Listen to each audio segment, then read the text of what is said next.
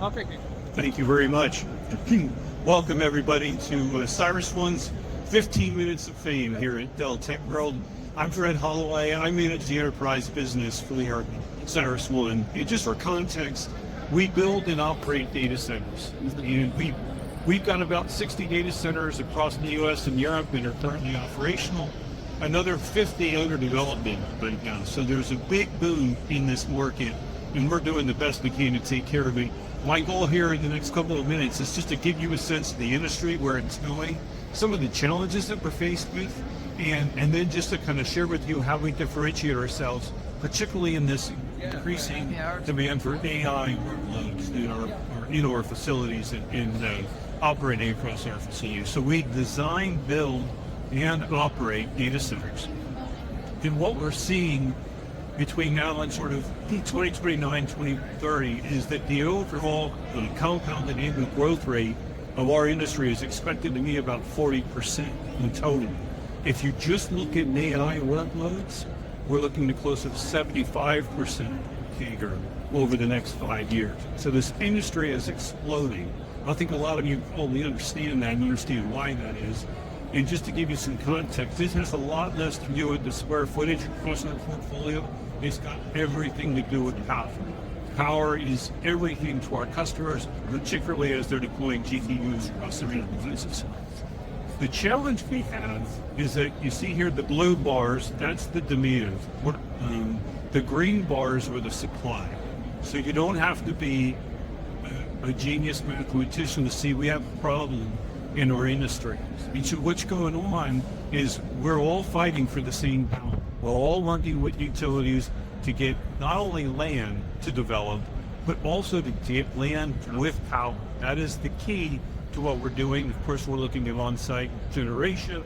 There are all sorts of things that we're looking at doing, but right now, today, the big fight, the big battle in our industry is getting access to land with power. The other challenge that we have, and I know this is a bit of an eye chart, but I'll just share a couple of highlights. Supply chain is another challenge. It's gotten a little bit better. To give you an example, we've actually brought our time to acquire generators down to 90 weeks. It was actually over that. So it's nearly 2 years from when we order a generator that we actually get it. And just to give you some context, our supply chain right now is about 500 megawatts, give or take. That's what we've committed to purchase over the next 18 months. If you're trying to build your own facilities, or you're trying to upgrade existing facilities, it's going to be extremely difficult. Unless you're a competitor of ours or you're a hyperscaler, it's going to be very difficult for you to get access to the critical gear that you need in order to keep your data centers up and running. Switching gear, which is what we use to transfer back and forth between utility and the generators, it's a year. Chillers, which keep the data centers cool, it's over a year. So you've got to manage the supply chain very closely in order to do this. It's really, and the amount of money that we're talking about investing to be in this game, it's not for the faint of heart. It's billions of dollars. It takes a lot to get these facilities up and running. We're backed by KKR and BlackRock, so we've got great backers of our business, and that enables us to be able to do the things that we do. So just a little bit about why CyrusOne, or where we're headed. This picture is one of our newly designed IntelliSteel buildings. This is a liquid-first building. In other words, we designed it anticipating that most of the racks of technology that will be in this data center or these data centers will be liquid cooled. And we also understand that our customers are on a journey. Some of those customers are further down the path of adopting liquid cooling across their enterprises, but some are not. Some are planning for it, they're not there yet. Everything is air cooled. This data center design can take you from air cooled to liquid cooled on your timeline, not ours. So that's another thing that's critical to understand. The investment that it takes to be able to fit out a facility like this, to be able to handle both air and liquid. Again, it's not for the faint of heart. This is serious money that goes into building out these facilities, and effectively what we do, this is just sort of the top view if you took the roof of the building, the top view of what we're doing. All of these buildings, in fact, all of the buildings that we've built over the last 5 years are pre-plumbed for liquid cooling. So we're ready to do it. We just bring the plumbing to your racks for those racks that require liquid cooling, whether they're rear door heat exchangers or they're direct liquid to chip. It doesn't matter from our standpoint. We're just delivering the cool water to your rooms. So what we do here, this building is actually quite large. We don't need all of the space in the data hall 1 and 2 there, because the rack deployments are actually, they're so dense in terms of the power draw. You use up the power long before you use up the square footage in the data hall, right? So, but where we need it is we need this room to put the generators, all the switch gear, UPS gear, all those what we call lineups.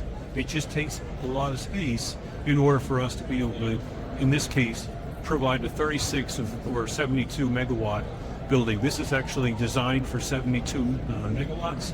Each data hall is designed for 36. Single story. When you get into liquid cooling, you're dealing with a lot of weight issues. So this newly designed liquid cooled first data center is 1 story. So that's kind of what we're trying to do. Our intent is always to work with you all to understand your journey, and that way we know how to tweak the design. We come into the standard design in order to be able to provide quick time to build. It takes us about 15 months from when we get permitting completed to stand up and have a data center ready for service, which in our industry is pretty good timing. It takes others well over 18 months to bring data centers to. So that's kind of where we are. This is how we differentiate ourselves. Again, it's not about the square footage, it's not about the land, it's about the power, and it's about the power densities. It makes the difference. So thank you all very much. Hopefully I did it within the 15 minutes allotted. I did want to share with you one other thing. This was kind of a quick drive-by. We have a suite in the Palazzo Tower. It's the 3rd floor, 3916. There's some members of my team here that have little cords. If you want to take a few minutes and do a little bit of a deep dive with us, we're going to be up there this afternoon. Just for convenience, there'll be some beers, there'll be some wine. If you'd like to have a beer, a glass of wine, come join us. We're more than happy to talk to you, maybe a little bit about the portfolio, maybe some use case discussions, whatever you'd like to hear from us. We'd love to have that chat with you. I think I actually have a couple of minutes. If any of you have any questions, we could take them now while there's a little bit of time. Yeah, I'll bring the microphone over to you, sir. So the single floor design, is this by replacing everything on a concrete slab, no raised floors because of the weight issues? Great question. So a lot of customers, when we were first adopting liquid cooling, were thinking that it would just be on a slab. What we've learned, and we may find another solution, but what we've learned now is it's pretty handy to still have the raised floor, and you bring the plumbing in under the raised floor. We can handle the weight of your racks. We can design for that. But what we found is a lot of our customers don't want the water running above their racks for obvious reasons. So we're still using raised floor and we're running the water underneath. Any other questions? Yes, sir. What kind of issues have your customers had with co-location liquid cooling? For instance, do your customers require stuff like monitoring for leaks or something like that? Or is that exclusively on the customer's responsibility? Great question. So we actually monitor all of the environmentals in the data center. We are responsible for bringing that water to you, to your racks. And if there are already leaks, we're responsible. We have the alarms, so we'll take care of filling leaks. I will tell you, fortunately, we haven't seen much of it at all. The bigger challenge that we see is getting the flow rates right, so that we're getting the right amount of cold water through your racks to keep them cool. So there's a fair amount of time that we'll spend with them on the front end as you're going through a deployment or implementation to make sure those flow rates are optimal for your environment. And that's going to change too. You're going to, depending upon which types of GPUs you're deploying, how many you're deploying in a rack, That's going to determine how much water flow, what the inlet temperature is going to be. And so there's a fair amount that goes into it on the front end. With assuming we get all of that right up front, it runs pretty smoothly. Just one question. Have you got any pushback from utility companies with these data centers because they simply don't have the capacity to supply? That's a constant price. So we're in a constant negotiation with utility companies on power allocation. And before we'll invest any power, we make sure that we have the right contractual commitments for utilities so that we know if a building like what we have here, if it's designed for 72 megawatts, we're going to make sure that 72 megawatts is coming in. It's actually like 100 MVA is coming in from the utility before we start the build. Well, they do it modularly. We'll just build half of it for 36, and then we can always add the other data hall and the other set of lineups at a later date. How do you compare to other data centers? Compaq is like a suite, for example. Besides having the most handsome, beautiful sales organization, I will tell you, so I've been with the company for 13 years now, and the company was founded in about 2000, and it was in about 2005, 2006 that we began engaging with oil and gas companies who were founded in Houston, Texas. And we weren't just supporting like traditional enterprise racks. We were working with the scientists, the researchers who are doing the seismic processing. So high performance compute has been in our DNA from almost the outset. We've been doing liquid cooling since 2010. And so what I would say is that understanding of how to support high performance compute is a major differentiator. I'm not suggesting that our competitors can't do it. We just have been doing it a very long time. The other thing that I would share is the whole capital investment that's required.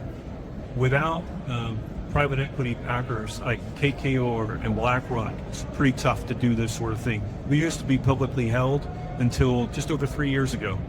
It became increasingly difficult to be able to either get the loans or have to issue more stock in order to fund these kinds of investments. We literally have billions of dollars out there in just supply chain. That doesn't include the land, that doesn't include the power purchase agreements, any of that. It's just this equipment that's required in order to keep the data center up and running. So I would say those three things. So I'm going to stick with our sales force a pretty good link. And the others? Now, you mentioned if for further questions, I'm sure you'll be sticking around a little bit, but that suite, tell us about that. Oh, thank you. Thank you very much. So it's suite 3916. It's in the Palazzo Tower. And we'll all be there in about half an hour, and we'll be there until about 4 o'clock. So if you've got the time, if you're thirsty, come on up. We'd love to chat with you. Thank you very much. Now, don't go anywhere. I'm going to have Mr. Fred go ahead and pick our raffle winner for this presentation. And don't go far because we have 3 more presentations this afternoon as well. Thank you, Mr. Fred.